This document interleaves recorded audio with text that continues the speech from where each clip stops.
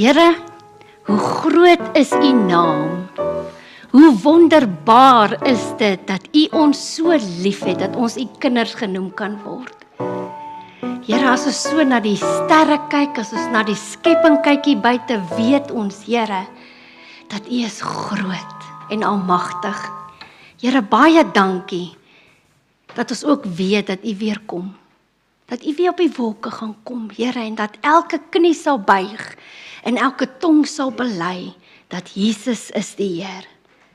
Here, ons bid vandag vir U woord, en ons bid, Vader, dat dit wat U vir ons as 'n gemeente wil sê, Here, dat ons harte sal oop wees daarvoor, Here.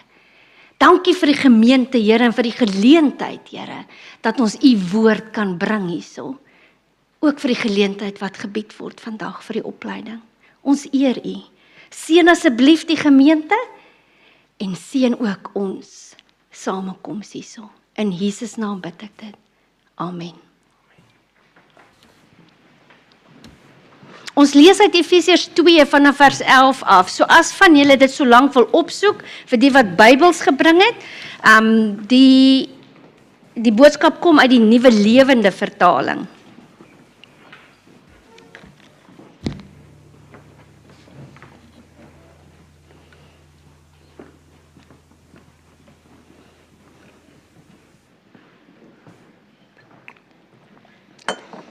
Ons het die voorreg gehad om na ons eerste troue toe uitgenooi te word vandat ons hier in Nieu-Seeland kom bly het. En daar sit ons in die kerk en ek hou hierdie jong man hier voor my dop wat in afwagting wag vir die bruid om haar verskyning te maak. Ek kon letterlik sy hart sien klop. Ek sien hoe hy reageer, maar dan sien ek weer hoe hy bedaar. En toe ek so omkyk, toe sien ek die blomme meisie. En ek verstaan, dit is nie sy nie. En ek besluit toe om net op hom te fokus. En hoe hy sonder om 'n voet te beweeg, nie kon wag vir haar verskyning nie. Dis asof jy kon sien hoe hy dink en hy wonder, is dit nou sy? En met die instap, toe hy haar sien, daardie absolute diep gewortelde vreugde. Ek wil amper sê, 'n verligting, 'n vrede van, daar is sy. Dit sal soos 'n prentjie in my gedagtes vir baie lank bly.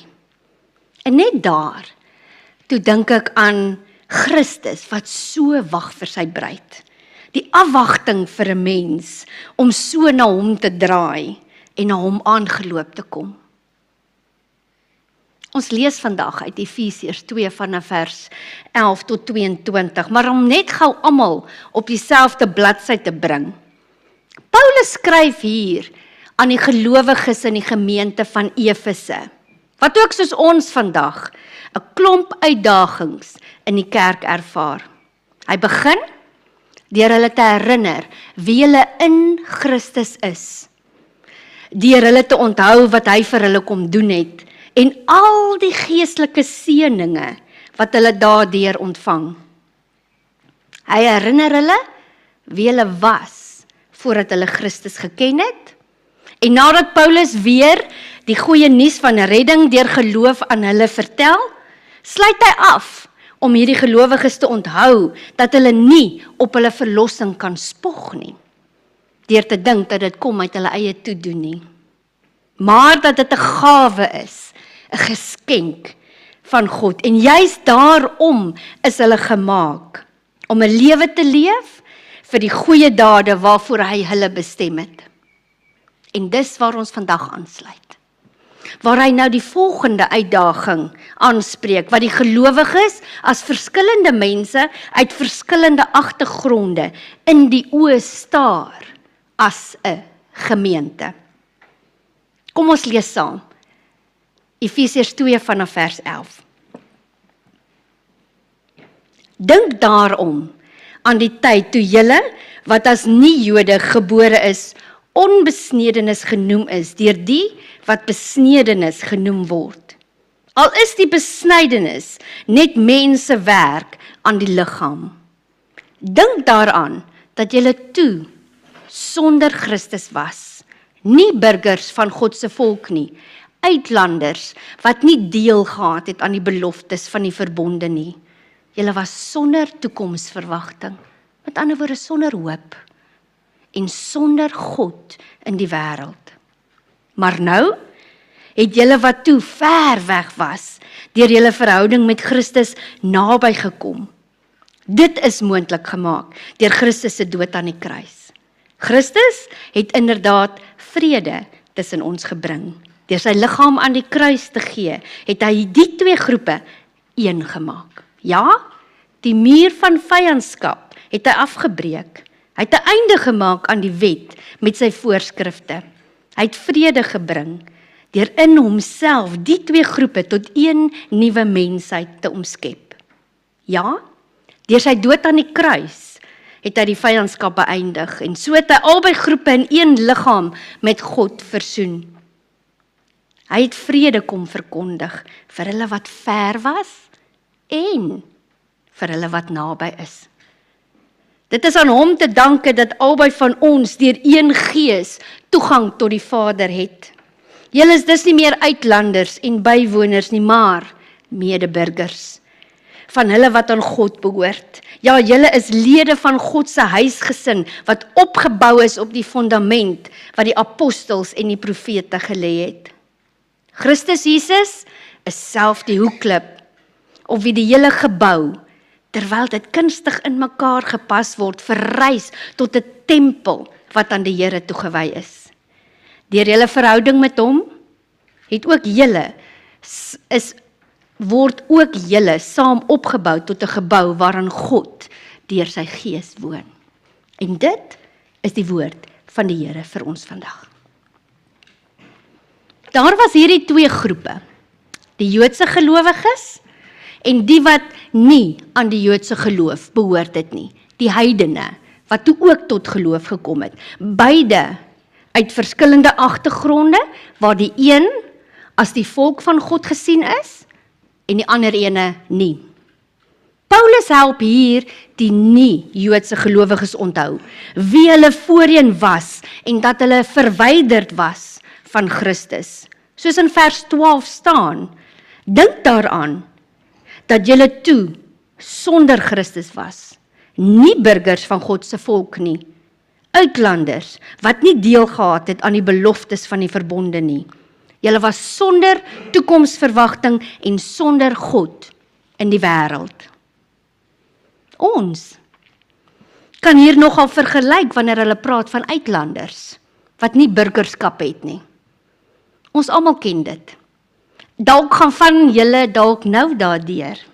Jy weet, van werksvisums, residensie tot by burgerskap.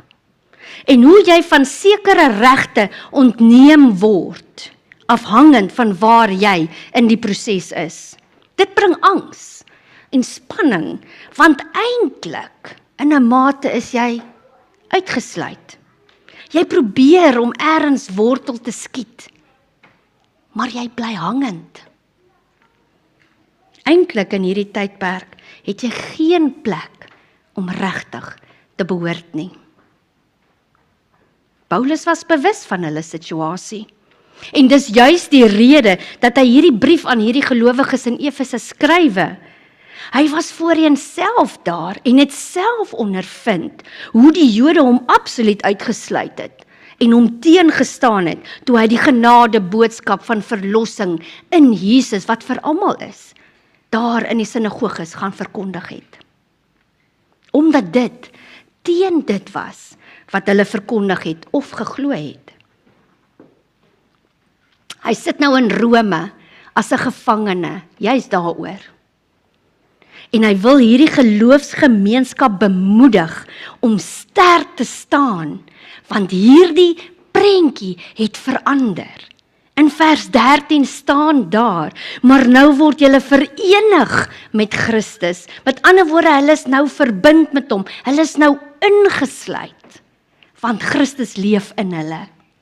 Want hulle het geantwoord op die uitnodiging van die genadegawe en hulle dit aanvaar. Hierdie genadegawe is 'n geskenk wat vrylik aangebied word. Ons lees in Efesiërs 1 vanaf vers 6. Daarom moet ons God prys vir sy wonderlike genade wat hy in die geliefde, en dit is Jesus, vrylik aan ons geskenk het. En dis wanneer jy as mens Jesus aanvaar as jou verlosser. Wanneer jy ja sê vir Christus, neem hy jou aan as sy kind en word jy deel van hom, deel van sy familie. Jy word een met Christus. Dis soos met die troupaartjie. Die bruid kom aangeloop na hom en saam word hulle verenig. Met die ja word hulle as een verbind aan mekaar, as meneer en mevrou. Die bruid wat ver was, het al hoe nader gekom, totdat sy naby aan hom gekom het en haar plek langs hom as bruidegom ingeneem het. En daar het hulle 'n egpaar geword, die begin van 'n nuwe familie. Wanneer jy een word met Christus, beteken dit dat daar 'n noue verhouding ontstaan. 'n persoonlike assosiasie met hom deur hierdie eenheid. So nou dat die paartjie as meneer en mevrou saamgevoeg is, word hulle nou ook so geken. Hulle stap uit as hierdie eenheid, verenig in die huwelik en saam kan hulle nou die lewe aanpak. Hierdie twee individue het uit verskillende plekke by mekaar gekom om een te word. En dis wat gebeur wanneer jy in 'n verhouding met die Here gaan. Jy word geken as 'n kind van God. Want hierdie eenheidsband saam met hom 'n pad begin stap. Dis soos met die nie-Joodse gelowiges. Hulle kry nou deel in die beloftes wat deur die apostels en die profete verkondig is. Jy's nou deel van 'n familie, deel van God se familie, 'n medeburger. Nie meer 'n uitlander nie. Die hartseer van hierdie deel van die brief wat Paulus aan die gemeente in Efese skryf, en dis ook mos die rede wat ons gesê het hy dit skryf, is dat hierdie twee groepe nog steeds verwyderd van mekaar leef, al deel hulle 'n gesamentlike geloof. So net om te verduidelik, voor Christus was die verbond en die beloftes beperk tot die volk van God, Israel, die Jode. Die Jode was naby God, want hulle het hom uit die geskrifte geken. Die heidene was ver van God, want hulle het God nie geken nie en hulle was ook nie van hom geleer nie. Nie een van hierdie twee groepe kon egter deur hulle eie toedoen redding verkry nie. Albei moes eers die goeie nuus van die vrede aanvaar, wat hulle dan vrye toegang tot die Vader gee. Maar sommige van die Joodse gelowiges het nog steeds bly glo dat die skriftuurlike gebruike moes nagekom word, soos die wet van Moses en die besnydenis, om so deel te word van God se volk, die volk van Israel. So daar was nog 'n baie duidelike skeiding wat onderskeid getref het tussen hierdie twee groepe, soos Paulus dit beskryf as 'n muur wat tussen die twee staan. Die vraag is, leef ons nie ook nog so vandag nie? Dalk selfs binne in die kerk. Ten spyte van hierdie eenheidsband, die samevoeging wat Christus kom vestig het, ook vir ons, leef ons met soveel verskillende geloofsoortuigings teenoor mekaar as gelowiges, dat daar ook vandag onderskeid tussen mekaar getref word. En dit bring afbreek aan die samehorigheid om as een liggaam die Here te dien.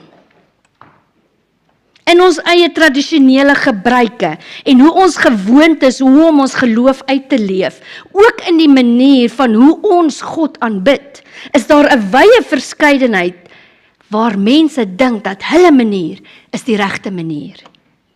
En dis baie keer anders as die persoon wat dalk langs jou sit. Ook van die mense wat van buite die kerk af inkyk.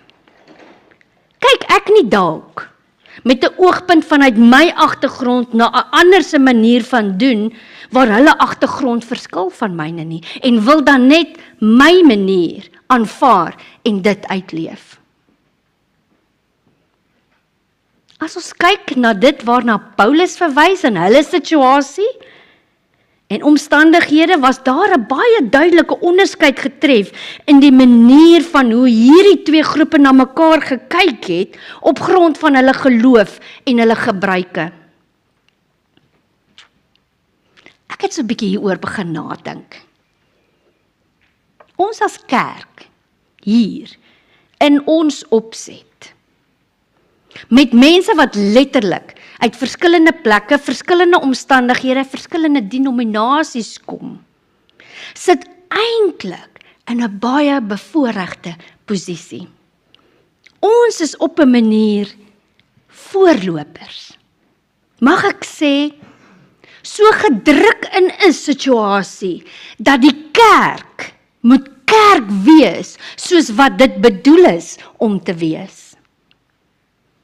Om saam te kom, ten spyte van ons verskille, ten spyte van 'n ander manier van waaraan 'n mens gewoond is om te doen, en so saamkom met die oog op eenparigheid en versoening.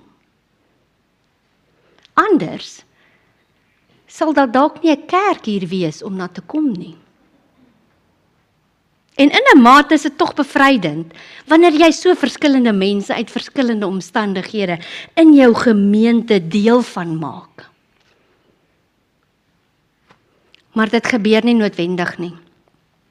En soos met die gemeente in Efese, sit ons eintlik met dieselfde probleem. 'n muur van verskille en agtergronde wat skeiding maak, al is dit hoe klein en onverwags, kan dit soos 'n klippie in die water vinnig groot word en uitkring. Is dit dan nie die eintlike bedoeling van hoe die kerk moet wees van die begin af, om so saam te kom en hierdie verskille eenkant te sit, met Christus as voorbeeld? Vers 14 sê, deur sy liggaam te gee, het hy die vyandskap afgebreek, wat vroeër soos 'n muur skeiding gemaak het. Dis mos juis hierdie mure van skeiding wat nou afgebreek is, wat eenheid kom vestig het tussen Christus en die kerk. En wat ook beteken die samevoeging van verskillende groepe as een mensheid, 'n liggaam. Julle is 'n gebou wat opgerig is volgens vers 20. En omdat julle aan Christus behoort, is die beloftes van die apostels en die profete nou deel van ons erfenis, en word dit die fondasie waarop ons bou. Die beginpunt van waaruit ons bou is Jesus. Hy is die hoekklip, die belangrikste steen, want hy is die een wat hierdie eenheidsband kom moontlik maak het. En so vorm ons saam 'n liggaam waar God woon en waar hy aanbid word. Kom ons kyk net gou vir 'n oomblik. Wat is die gevolg as mense tradisies en 'n manier van doen probeer behou en daaraan vasklou? Mense begin dan 'n verskil met mekaar oor die hoes en oor die wats. En dit bring verdeeldheid. 'n muur van vyandskap word weer opgebou, 'n nuwe muur. Wat ons dan bring by groepvorming. Ons het in ons nagmaaldiens so 'n maand terug het ons gehoor, waar Paulus die mense in Korinthe aanspreek. dat hulle besig is om groepe te vorm. En dit bring afbreek aan die ware betekenis van die nagmaal. Ons lees in 1 Korintiërs 11 vanaf vers 17. Wanneer ek nou hierdie volgende saak ophaal, kan ek julle nie prys nie. Want as julle as 'n gemeente bymekaar kom, doen julle dit meer kwaad as goed. Wat vir my voorop staan, sê Paulus, is dit dat ek verneem dat daar groepvorming onder julle is wanneer julle as 'n gemeente bymekaar kom. Paulus moedig hier juis hulle aan om as 'n gemeente bymekaar te kom en op mekaar te wag, om saam in eenheid die nagmaal te gebruik. En so sal dit wees om as 'n liggaam in alle omstandighede te handel. Wanneer ons dit op ons eie manier wil doen, bring dit verdeeldheid. Maar Jesus bring eenheid.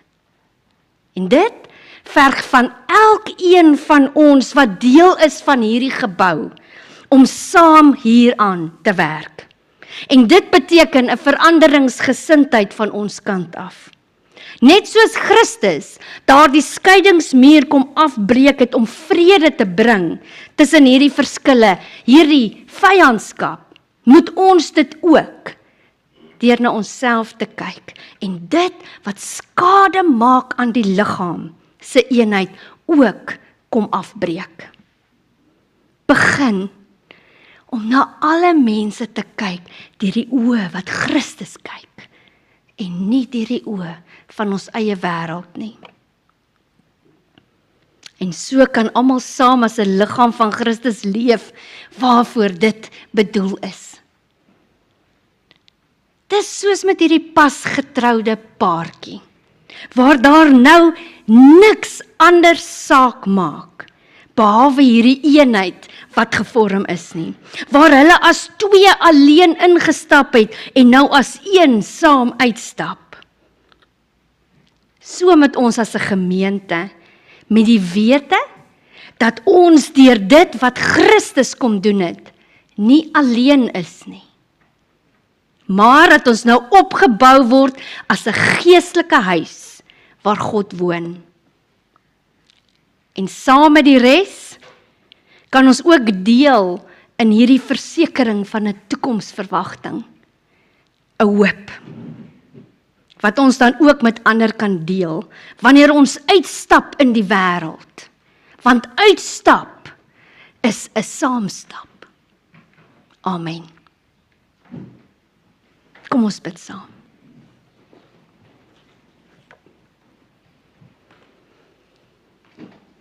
Ons hemelse Vader, Here, ons wil U vandag eer vir die woord wat U gebring het.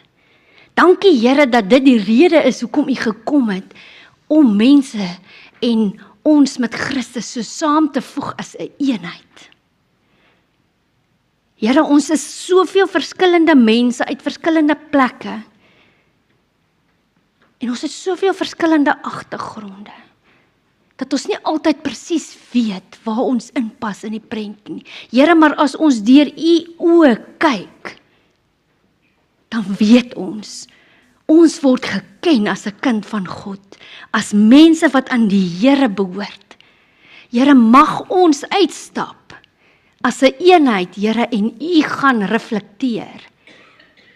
'n Goeie reuk wees wat vir ander aanneemlik is.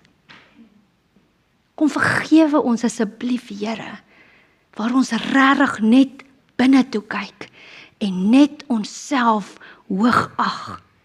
Maar help ons, Here, om te verander, om te begin by my en uit te stap en kerk te wees vir dit wat U bedoel het, kerk moet wees, van die begin af.